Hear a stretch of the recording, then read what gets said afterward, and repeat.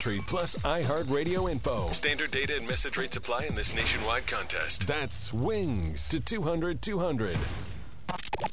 This is the Ross Kaminsky Show. Now, Ross Kaminsky on Denver's talk station, 630 KHOW. You know, especially just a few minutes after we talk about driving a Lamborghini and how much I think almost everybody likes to drive fast. I think most people do. I'm so happy to go to our VIP line where we're joined by Sean Riley, the host of the new original docuseries called Speed, and I should mention, Speed's going to be available for streaming on the Curiosity Stream service starting tomorrow at curiositystream.com. Sean, good morning, and thanks so much for being here. And what's the fastest you've ever gone on the ground? Good morning, Ross. Well, yeah, let's see. In the course of this show, filming for Speed, we're looking at new technologies. In Japan, there's a maglev train. They've got a prototype that's going over 350 miles an hour, and that's magnetically levitating about 4 inches off the ground in a train car. That's pretty fast. That is pretty fast. I'm actually going to Japan this summer, and I'm going to be on one of their fast trains. It's not that fast, but that whatever I end up on, that might be the fastest I've gone on the ground when I end up on one of those trains. That whole magnetic technology, and just in general, I mean, what you're going to be talking about on Speed, the technology of high-speed transportation is just fascinating. It is. There's some really, really exciting new things coming up, and it'll be interesting to see where it goes. I mean, over the course of each episode in Speed, we're really looking at the development of the transportation technology. So we're going to early days, looking at how we got to where we are, what are the milestones, the steps that took place to get us where we are, how do we end up here, and then we're peeking over the horizon and looking at some of the future technologies that we might see coming up.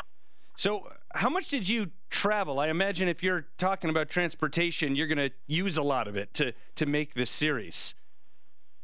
Yeah, it's funny. We actually did a lot of travel, and that's partially just because in order to tell the story right, I wanted to get my hands on as many of the early vehicles and replicas that I could to really drive them and understand how each vehicle, while it seems clunky to us, like the first self-powered vehicles in the early 1800s are basically wagons with adapted steam-powered engines strapped to them, and they are a handful to drive, and they go about 3 miles an hour and lumber down the road. But at the time, that's groundbreaking, right? That's actually a wagon that's pulling itself without a horse. This is mind-blowing to people at the time. So I really wanted to look at that, and if you want to look at those early examples, those examples are spread out across the world. And then looking at future technology, those new technologies that are being developed, as I said, in Japan and Germany, and a lot of them here in the States. There's even faster trains being developed right here in the United States. Yeah, so I read that you've traveled more than 66,000 miles just to put the series together so far. That's true, yeah. We did a lot of travel in the air, on the roads, on trains. Myself and the production team, we kept ourselves moving. So tell us about a couple of the coolest, futuristic technologies that you're going to be talking about on the series Speed that we're going to see in the future and wonder, how does this work? Like, might be as groundbreaking to us as that first self-powered vehicle was to people in the 1800s. Yeah, for sure. There are some exciting technologies coming, and some of them are just hard to wrap your head around. It's hard to see how that could be incorporated into our life and what impact it'll have. But then when you look backwards, you think, well, the car, when it first comes around, it really becomes available to everybody with the Model T and Ford right here in the United States. That changes the way we all relate to geography. It changes the shape of how we live. We live in bedroom communities. We can live and work in different places. It really shapes society. And so looking forward to some new technology, it's going to be interesting to see how they play out. Technologies like there's the Hyperloop, which is being developed right here in the United States.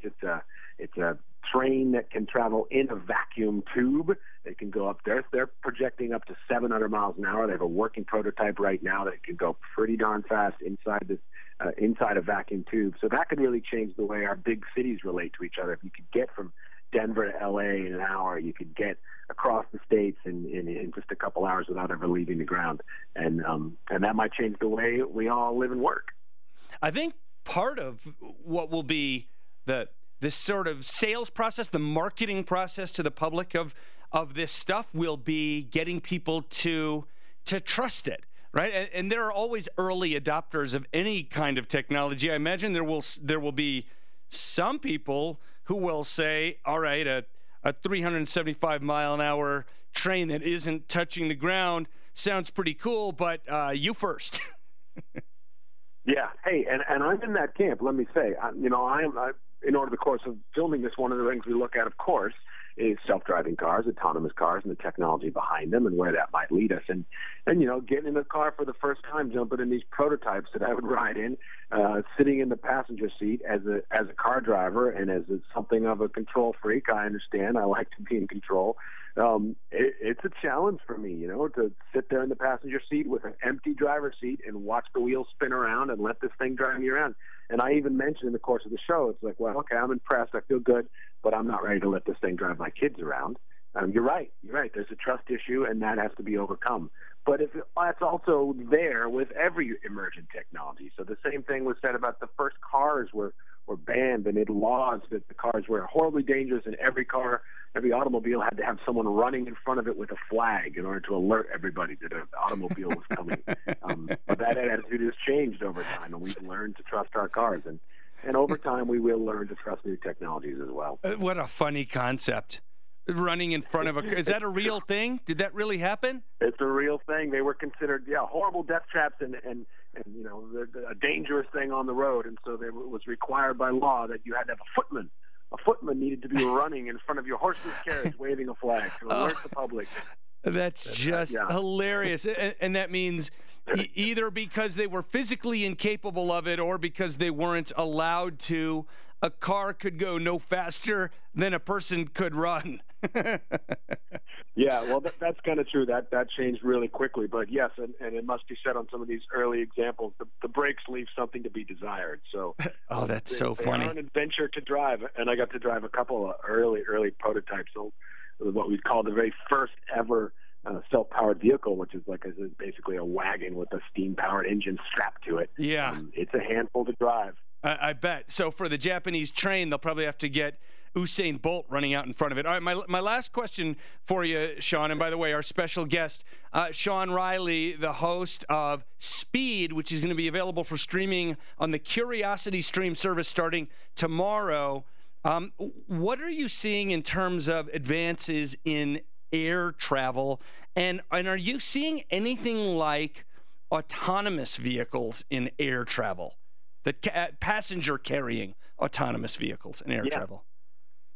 Yeah, certainly. I mean, in large-scale air travel, I think we look at the technological success of the Concorde, the supersonic transport, and the reasons why that didn't proliferate, why that technology isn't everywhere, and how that technology could come back. And I think we will see supersonic planes traveling around the globe in the future.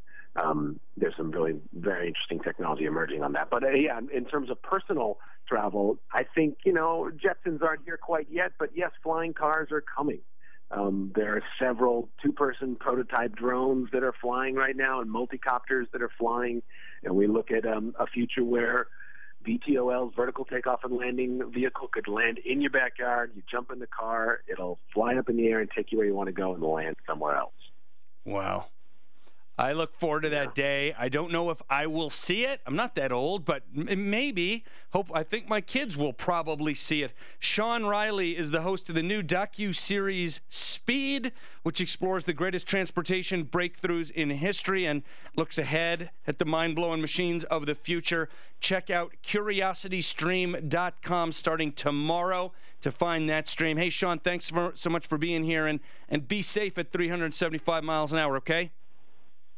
All right, Ross. You too. Take care. All right, folks. I love going fast. I tell you, I am really looking forward to going on one of those bullet trains this summer. My family and I were going to Japan, and we're going to take a train from Tokyo to Kyoto. And I don't remember the top speed of that train, but I want to say 180 or something like that. I'll look it up and let you know, but I'm really excited about it. So, and who doesn't like going fast? It's such a cool thing. All right, I want to just